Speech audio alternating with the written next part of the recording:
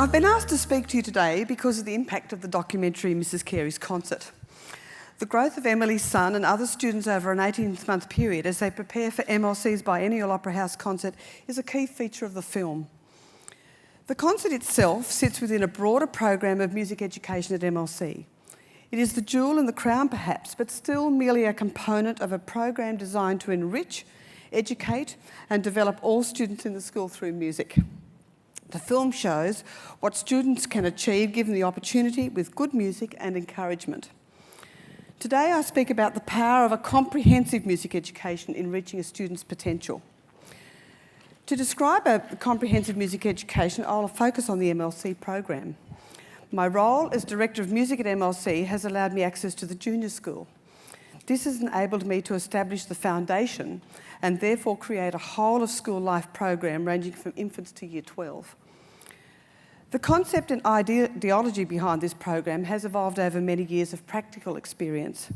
It has been built on an understanding I developed over time that music is best learned early and as part of a community. This reflects my own personal journey with music, including what I like to call my awakening. My awakening occurred at the Conservatorium when we performed the St Matthew's Passion, and I think I even referred to this in the movie, in conjunction with the City Orchestra and the Cathedral Choir.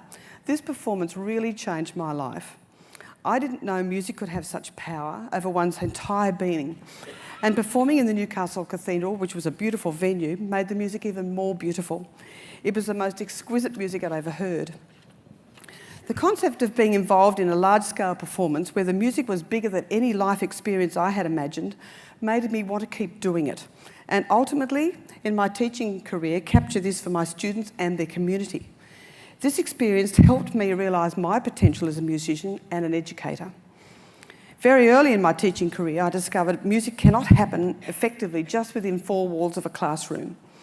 To be successful, you had to involve the parents, fellow teachers, outside musicians, other members of the community, and form collaborations. In a public school, for instance, I organised a performance of the whole of the Mozart Requiem with a student, staff, parents, friends choir with an orchestra. This was a major work. The students had no idea that they could possibly achieve a performance of this magnitude. The only knowledge they had of the music, that it was the excerpt of a Requiem was part of a motorcar tyre commercial. The electricity these students felt having achieved this was similar to my first experience of the St Matthew's Passion. The choir continued for many years, performing great choral works on their own and in collaboration with other schools as part of the secondary school's choral festival in the Opera House. Again, several students from this environment became distinguished composers and educators. My lesson from attempting large-scale works in all the schools I taught in was that given an opportunity, children can achieve anything and find joy in music of the highest calibre. Given my own experience with music when I had my own two children, I very much wanted them to have a music education. I sought out many experts and different methods and began to understand how music can greatly enhance a child's life if the opportunities are created early. Different early learning methods or approaches all contain the same key ingredients, and I've applied these into all the programs at MLC. And these are positive inspired teaching, having opportunities to perform and succeed, positive parental involvement, and a sense of community of playing together.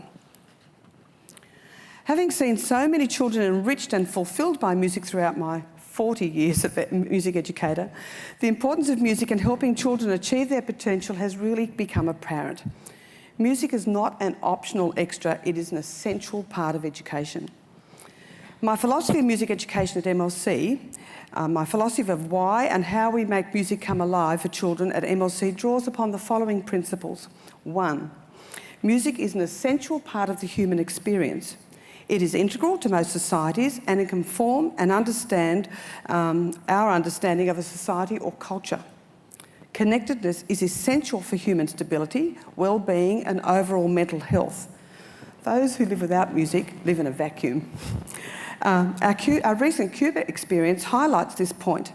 Even though they are poor, their life within a community is strong. Through music, and the achievement levels that they manage to do are absolutely astounding.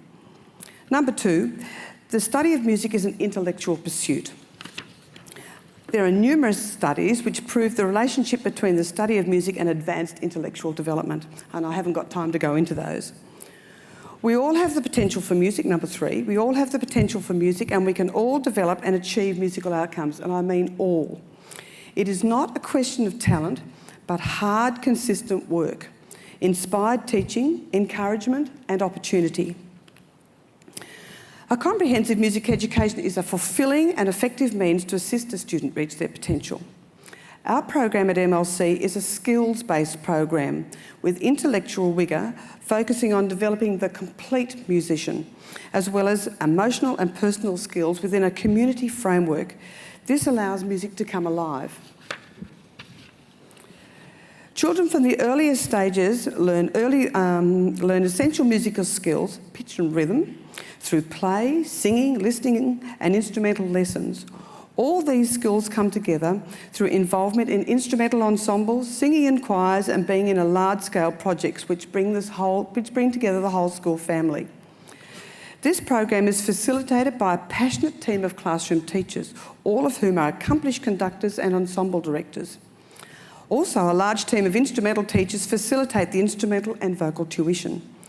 A major part of the team are the composers and residents, and I stress these are very important, who are the most valuable resource in terms of enriching our community through student composition tutorials, commissioned works, as well as being integral to the pedagogy of staff and students. The composers allow the team to develop the most creative part of music education, and that is composition. In the junior school, most music education at MLC commences in kindergarten. The combination of singing whilst learning an instrument is imperative, and together they shape musical development. Children who are taught to sing, listen and imagine during these early stages of learning an instrument find the concentration for learning and fine motor skills required far more engaging. Strings can be taught early because of the different sizing capacities. All students in Primary 1 learn the cello and then have the opportunity to continue later in private lessons. If they choose to not to continue with the violin, they do have the option of choosing a woodwind instrument. In the early primary years, there are already vast ranges of musical abilities that arise from different levels of exposure in their preschool education and from home. This shows up in coordination and concentration. It is remarkable in a junior school music classroom how through active musical play, students become more confident and willing to try things. The ability to sing as a group, have the scope to create without the fear of being wrong, and the freedom to move and talk about music instills in children a sense of true worth and confidence with the ability to take risks. I've seen many children who start learning an instrument in these early stages, and there is no doubt that those who are taught lovingly, are encouraged to persevere and are provided with opportunities to perform, experience enhanced academic performance, coordination and overall well-being. I myself teach Primary 2 recorder, and people will think, oh gee, that's an easy instrument, but it actually isn't. And to teach the refined motor movements and to make a sound is a difficult thing. Some children find it easy, some children find it very difficult.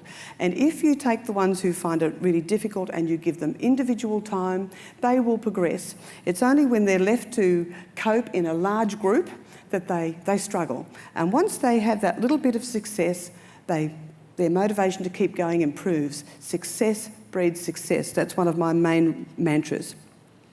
The essential ingredient is a determined, positive and creative teacher who believes that all students have the potential for music. How many of us have heard about people who have been told that they themselves cannot sing and were banned from the school choir, or they had no talent whatsoever? Does it ring a bell? This is very common and is a tragedy. Children's voices develop, and at first it seems they can't sing in tune at all. This is because they haven't learned to place their voice yet. A sense of pitch can be developed, and pitch range can be developed as well. In our school, all students have choral experience as well as the instrumental, and there are choirs in each grade. This is part of a music allocated time. The choirs have the opportunity to perform with the senior school choirs as part of the big projects, such as the Opera House concert. So they see each other perform and they see the big ones perform. The girls have had a chance to perform an opera, which was very exciting. This was written by one of our resident composers, and it incorporated all the musical skills they learn in class. And we transferred this classroom experience into a huge production, and it was extraordinarily exciting for the girls to incorporate what they learn in the classroom on the stage in the big arena. The children have also had the opportunity to write their own opera, write the libretto and music, design the sets and perform it. This project was again facilitated by a team of experts, and the results were outstanding, showing the level of creativity young students can reach given an opportunity, and I stress the word opportunity. After a very comprehensive junior school program, students progress to the senior school. Students can progress to study at a very high level, doing the HSC or International Baccalaureate exams. They are then prepared for music at a tertiary level. Or they can continue through the middle school years singing in choirs, playing in ensembles, but not choose music as an academic subject for the high school certificate. Whichever option they choose, they are part of a big community where music is still part of their education, and they gain the rewards from large-scale music making. The only difference between the two groups is how much time they want to invest in music. If I take an example of a few students, I can demonstrate how a comprehensive music education can develop these students as part of a whole person curriculum. Emily comes to school in Year 7 as an accomplished musician who has been taught the violin well and has an environment at home that supports music. At a young age, she becomes involved in the school ensembles, large and small. She develops sight reading skills, listening skills, and has an enormous range of music, and she plays an enormous range of music covering a lot of genres. As she progresses through the program, she also experiences advanced chamber music. For most musicians, this is the ultimate experience. Chamber music requires technical and musical sophistication and the ability to communicate with others and develop a shared understanding. She gains great solo experience. She composes her own music. She workshops her peers' compositions. She works with some great composers. She becomes a leader of the orchestra. She performs a concerto and becomes the role model for her peers. She develops personal confidence as well as confidence as a musician. Emily is well and truly on her way for a tertiary music education and a life of music. The journey on the way was not always smooth. Growing up issues intervene, but with care and support from a large team of educators, she is well on the way to reaching her potential, now studying at the Royal College and doing brilliantly. To emphasise again, sound music education develops all faculties and gives stamina and emotional security to succeed. If I take another student, Amy, she's the same. She comes to school, but she's different. She comes to school in kindergarten. She starts the music program and chooses the violin. Her parents have no experience of music and never thought this was a possibility. Her parents become heavily involved, and the teamwork with parent, violin teacher and the community, Amy gradually finds a passion and a means for success. She becomes involved in all the music ensembles. She decides to learn the piano and becomes very accomplished. She develops into an excellent composer, writing music for her peers. One of her compositions was a major work for a touring ensemble. She becomes leader of the orchestra and also music captain, whose job it is to help and motivate other students. She goes on to study music at a tertiary level. She eventually studied law and has combined both disciplines very well. Amy thrived on community and saw the potential and a line of succession for herself very early. Samantha was similar. Samantha had a similar start to Amy, beginning in Year 1. The only difference was she loved doing it, but her parents didn't have the time to invest in her violin tuition, and so she kept going, but she didn't succeed individually as much as Amy, but she still played in the orchestras and ensembles and participated in the big events, and she loved it. So that was her, and she found great satisfaction. Jane, another student, she was the same. She started very early in junior school, and by the time she got to middle school, she thought that she had other activities which took priority. So she stopped doing her instrument. But she still participated in choirs, she still sang in all the big events of the Opera House concert, and she eventually became a music leader, assisting other girls with their music, like we do in the Opera House. For the Opera House concert, we have leaders who actually prepare younger students. She became one of those. So she still had success with her music and participated. Whatever level students gain, it is not forgotten or a waste of time, particularly if it is taught with love, passion and care. I've seen many girls like Jane who make music a priority for their own children. The major point is that many children in many other schools cannot make effective choices as to how far they want to go with music. This is sometimes due to poor teaching and a lack of comprehensive music education. A skilled music teacher is like gold. To be really effective, they have to be able to make connections and have a real understanding of how the mind and the body works. A music teacher has to be a motivator for an individual, as well as create the electricity in a group to inspire and facilitate learning. The other point is that we all have potential and aptitude for music and will experience it in our daily lives. To maximise real potential is a careful process, and given the benefits, it should be a core part of education. Can I talk a little bit about skilled music teachers? In an individual lesson, the relationship and trust that is built is an experience that can greatly enhance the overall education of a child when learning one-to-one. When a child is learning an instrument, they have to learn coordination and fine motor skills. For instance, if you learn the violin, you have to learn the left-hand position, the exact one. You have to learn a different position for the bow, how to hold it relaxed, in a relaxed fashion. You have to learn to stand correctly. You have to be able to listen. You have to be able to repeat. Now, to do this, it's constant repetition, and a teacher has to be constantly engaged to make a student really actually want to do this. So learning the instrument develops memory as well as accurate listening skills. A teacher and parent have to work closely together to continually refine these skills. Parents who work closely with a teacher and work with a child in a loving manner learn a great deal about how their child learns, and this is the most important factor in the early years of education. If it becomes aggressive, well, there's no point because the child resists. Or if there's not enough allocated time, there's also no point, because what happens is that the child becomes frustrated and a parent will say, my child isn't talented or is not interested. No, really, it's not that at all. It's because there's not enough care and not enough time invested into making the process work. So if there's time and a definite process in mind, a child will succeed. I'm continually helping parents with strategies. The only time they don't work is when, as I said, there's insufficient time and the routines and pressures and the frustrations set in. No child wants to learn in isolation. This is why the group experience is essential. Oh dear, I think I'm running out of time here. In the senior school, I'd like to go back to the Opera House concert. In the senior school, there are many projects in the senior school which are designed for everyone and are based on the same philosophy that we all have potential, and these projects develop the potential of every girl.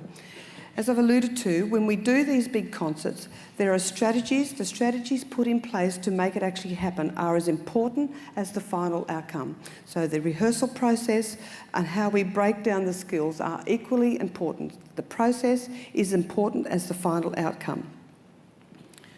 We also developed for these concerts a journal where we record the beginning process right to the end, so a student can see where they started and how they finished. And often they are really amazed about how far they come, and they find great satisfaction in this. For the Opera House concert, every girl is involved in 3 major items, and the intention is to create a unique learning experience. It is also a powerful reminder of what they can achieve as part of a large community. And for many girls, it'll be the only opportunity they'll ever have to do something like this is when they're at school. Students whose passion is music rise to new levels in this concert. The courage and personal challenge to perform at an elite level is of the highest calibre, or is of the highest order. If we go back to looking at the film, if those who have seen it, the film tracked or marked the progress of 2 chamber works, the Brahms Sextet and the Ravel Quartet. Each of these pieces were very difficult musically and technically. However, with careful planned strategy, we believe these students could rise to the challenge and discover something in themselves that was deeply satisfying. The girls had rehearsals weekly. They were always encouraged to discuss what they felt were the composer's intentions, or more importantly, how the music made them feel. How they could communicate and make the music come alive to an audience was an essential part of the process. All these aspects happened from the beginning. This empowered all of them to have a voice, and this is the glory of chamber music. These girls always weren't friends in the playground, but when they worked together over a long period of time, they developed a mutual respect, which comes from making connection with a great master, as well as having a musical conversation which binds them physically and emotionally.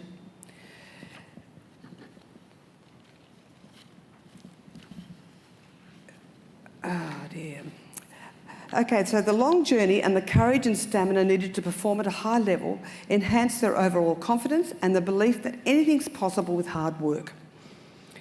Other things that we do are large-scale musicals, and an example of this was Aida, and this involved all the middle school and the large numbers from the senior school.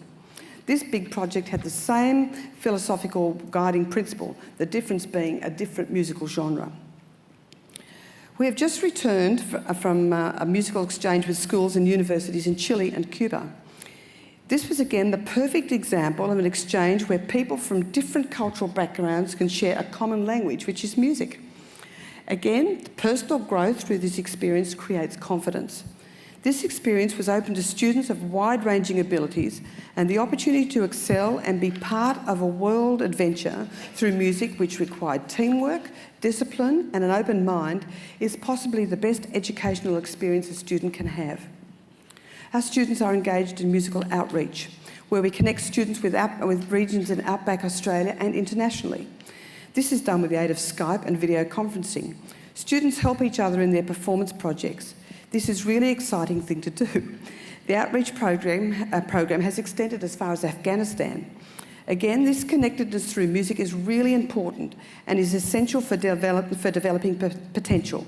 By helping others, you help yourself. There are lots of other good models about where music education and realising potential are apparent, and that is in Finland and Venezuela. If I had time, I could talk for hours on those. But we've just recently returned from Cuba, again, as I've mentioned, which has a 98% literacy rate with a very high standard of music education.